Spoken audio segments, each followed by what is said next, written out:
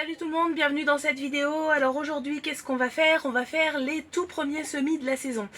Alors, on est en janvier, c'est très tôt dans la saison et je ne suis pas de ceux qui commencent à semer les tomates, les poivrons, les piments, les aubergines, tout ça aussitôt dans la saison. C'est trop tôt puisque je n'utilise pas ni chauffage ni éclairage artificiel.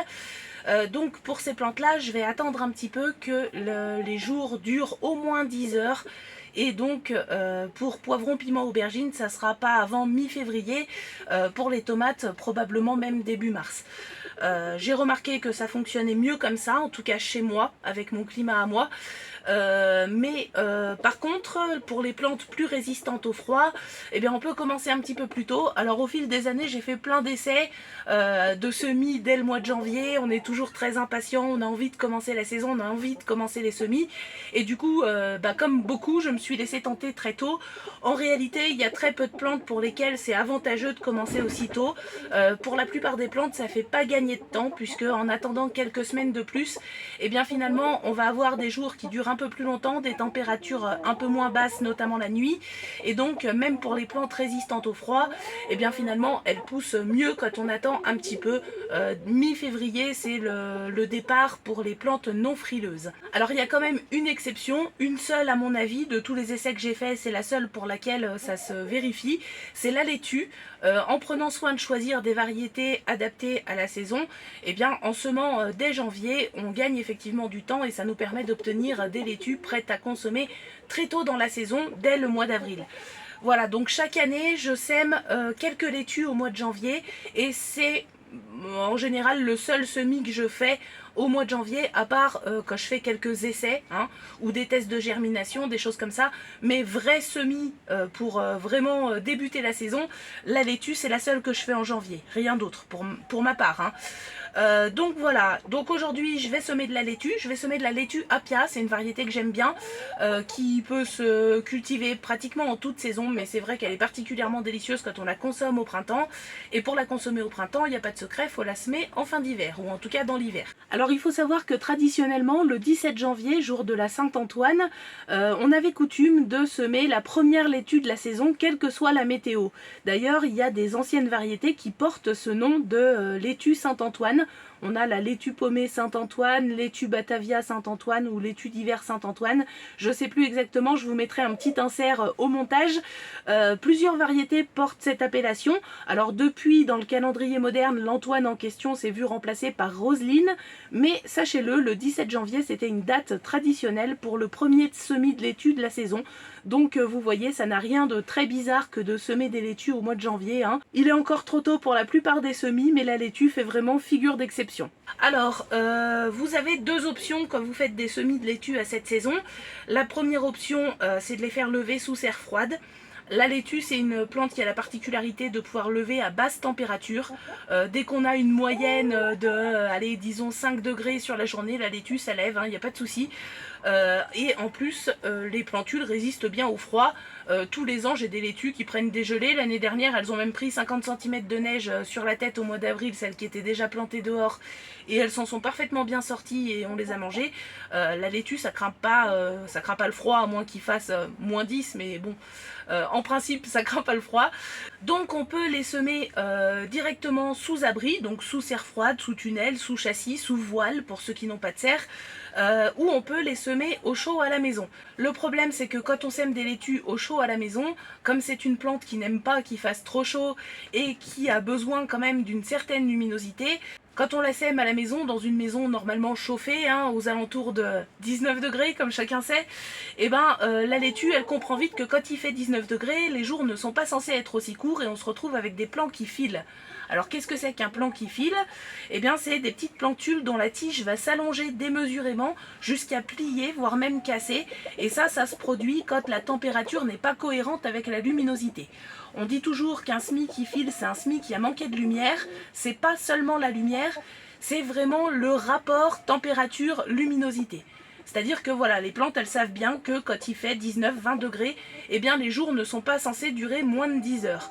Donc elles cherchent la lumière et leur tige s'allonge pour aller chercher la lumière. Et c'est pour ça que je vous conseille plutôt de semer vos laitues en serre froide ou alors de les semer à la maison, mais de bien surveiller la levée et de les sortir aussitôt sous abri, donc en serre froide, sous châssis, sous tunnel, sous voile, encore une fois, dès que ça commence à lever, pour éviter que les plants commencent à chercher la lumière et commencent à filer, puisque contrairement aux tomates où on peut tricher un petit peu quand on a des plants qui filent en enterrant la tige, etc., bah avec la laitue, ça marche pas. Un semis de laitue qui a vraiment filé, vous pouvez pas le rattraper, il faut recommencer le semis, du coup vous gagnez pas de temps, c'est quand même un petit peu dommage.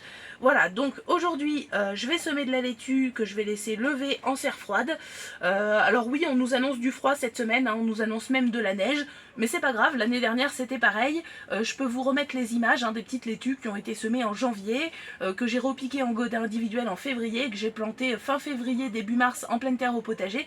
Ça s'est très bien passé et pourtant on a eu aussi du froid, on a eu des températures basses, mais là on est quand même sous abri et encore une fois, comme je vous l'ai dit, la laitue ça supporte bien les basses températures, hein. C'est pas une plante gélive, c'est pas une tomate, une courgette, voilà. Donc je le répète pour tous les jardiniers pressés, pour moi la laitue c'est vraiment la seule plante, en tout cas avec mon climat, qu'on peut se permettre de semer en janvier. Pour toutes les autres, mieux vaut patienter encore un peu. Voilà, donc je vais faire mon semis de laitue en terrine, comme je le fais toujours. Et puis quand elles commencent à avoir leurs premières vraies feuilles, je les repique individuellement en godet comme ça. Et seulement après, une fois qu'elles sont suffisamment développées, je les plante en pleine terre au potager. De toute façon, en ce moment, je risque pas de semer en pleine terre puisque j'ai des poules dans le potager. Je vous en ai parlé dans la vidéo précédente. Pour ceux qui ne l'ont pas vue, la vidéo s'appelle Jardiner avec les poules. Vous pouvez aller la voir, je vous remets le lien quelque part là-haut. Et tout de suite, on va donc semer nos laitues en terrine. Alors c'est très simple, une terrine c'est une petite barquette. Ça peut être une barquette comme ça peut être une petite jardinière, ça peut être un bac... vous savez, les bacs en plastique dans lesquels sont vendus les légumes de supermarché. Moi, ma mère, elle m'en garde plein chaque année. Je m'en sers pour mes semis en terrine. Le plus important, c'est qu'il y ait des trous au fond, hein, pour assurer le drainage, puisque il faut que l'excédent d'eau puisse s'évacuer par ces trous, de façon à ce que vos graines ne pourrissent pas par excès d'humidité. Voilà, donc on va remplir cette terrine avec du terreau et on va procéder au semis de laitue. Alors bien sûr, pour tous ceux qui suivent la chaîne depuis longtemps, vous connaissez tout ça, vous connaissez toutes les étapes. Mais chaque année, on a des nouveaux jardiniers et notamment des débutants. Et c'est surtout pour eux que je fais ces vidéos sur les semis. C'est des vidéos qui généralement sont très appréciées, notamment par ceux qui débutent et qui ne savent pas forcément comment s'y prendre. Donc voilà, alors je remplis ma terrine, voilà, hop. Tac, on tasse un petit peu. Alors ça c'est pas un terreau à semis, hein, c'est un terreau universel. Je suis très fâchée avec les terreaux depuis l'année dernière. J'ai eu beaucoup de problèmes de terreaux de mauvaise qualité, etc. Donc je me suis pas fatiguée à prendre un terreau cher, puisque que je les paye cher ou pas cher, de toute façon ça ne me convient pas. Voilà, donc je remplis ma petite terrine et je tasse un petit peu le terreau à l'intérieur et je vais vous rapprocher pour que vous puissiez voir ce que je fais, parce que ma tête on s'en fiche, ce qui nous intéresse c'est le semis. Alors comme je vous l'ai dit, c'est de la laitue Appia, voilà les petites graines. Les graines sont blanches, donc c'est bien, comme ça vous allez bien le voir. Quand c'est de la feuille de chêne, les graines sont noires, on les voit pas sur le terreau.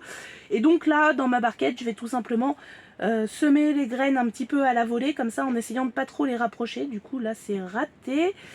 Voilà, en essayant qu'elles soient pas trop serrées, hein, pour faciliter ensuite le repiquage.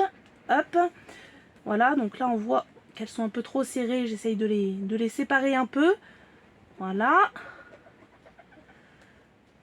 Hop, hop, tac, voilà, c'est pareil, un peu trop serré, voilà, hop, on peut en rajouter peut-être un petit peu ici, voilà, un petit peu dans le coin, voilà, hop, pas plus. Alors là, il y en a qui vont vous dire de ne pas recouvrir du tout les graines parce que ça les empêche de lever. Moi je les recouvre toujours un tout petit peu. Alors habituellement je tamise un peu de terreau, une très fine couche de terreau sur les graines. Malheureusement j'ai oublié mon tamis, ou plus exactement je ne sais pas où je l'ai mis. Donc c'est pas grave, j'ai un fond de sac de terreau à semis bien fin. Je vais prendre celui-là pour les recouvrir comme ça, juste en mettant une petite poignée par-dessus.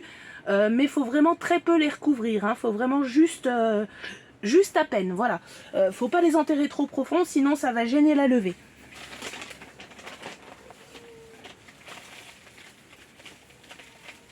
Donc voilà, hop, je mets juste une petite couche très fine de terreau à semis sur mes graines pour les recouvrir un tout petit peu, mais c'est tout. Le but c'est pas de les enterrer. Voilà, hop. Ensuite, alors c'est pareil, il y en a qui disent qu'il faut pas tasser, il y en a qui tassent. Bon, moi je tasse toujours un petit peu comme ça avec le dos de la main. Vous pouvez le faire aussi avec une planchette si vous n'avez pas envie de mettre les mains dans la terre. Mais enfin, on est jardinier, hein, on a toujours un peu de la terre sous les ongles. Et là, moi je n'arrose plus depuis plusieurs années déjà par le dessus. Je le fais pas parce que ça déplace les graines, ça déplace le terreau. Donc en fait ce que je vais faire là, et c'est pour ça que je me suis mis dans une petite bassine comme ça, je vais mettre de l'eau dans le fond de la bassine et je vais laisser tremper ma barquette jusqu'à ce que le terreau soit bien imbibé d'humidité, que tout le terreau soit bien humide. Une fois que le terreau sera bien humide, je retirerai l'excès d'eau dans le bac. Et je rajouterai de l'eau uniquement quand le terreau en surface commencera à sécher. À cette saison, il n'y a pas besoin en général de vraiment surveiller, ça reste bien humide puisqu'il y a très peu d'évaporation parce que les températures sont basses. Alors,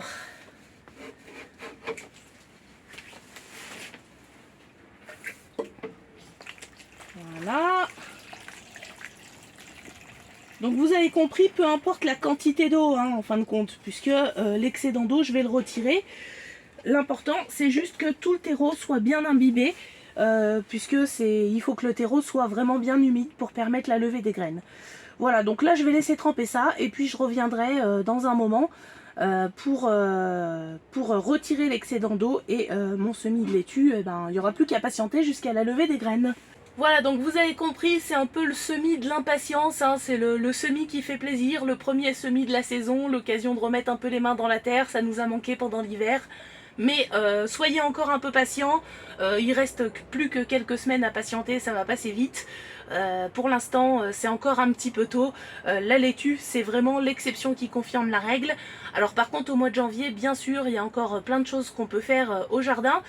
Il est encore temps pendant les périodes hors gel bien sûr de planter des arbres et des arbustes, de faire éventuellement des boutures, hein, de tailler tout ce qui est framboisier, cassissier, groseillier, tous les petits fruitiers.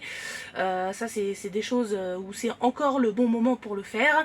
Sinon au niveau des animaux, notamment des poules, alors là chez moi avec la douceur un peu exceptionnelle qu'on a là depuis 3 semaines à peu près, la ponte a bien repris, hein, on est déjà à plus de 50 œufs depuis début janvier. On a des œufs tous les jours, hein, au moins 3 ou 4 œufs par jour minimum, donc ça c'est très chouette. Par contre comme je vous le disais en début de vidéo, on nous annonce un retour du froid, ce qui pourrait interrompre la reprise de ponte chez certaines poules, et ce qui pourrait surtout provoquer des problèmes parce qu'il fait quand même très humide.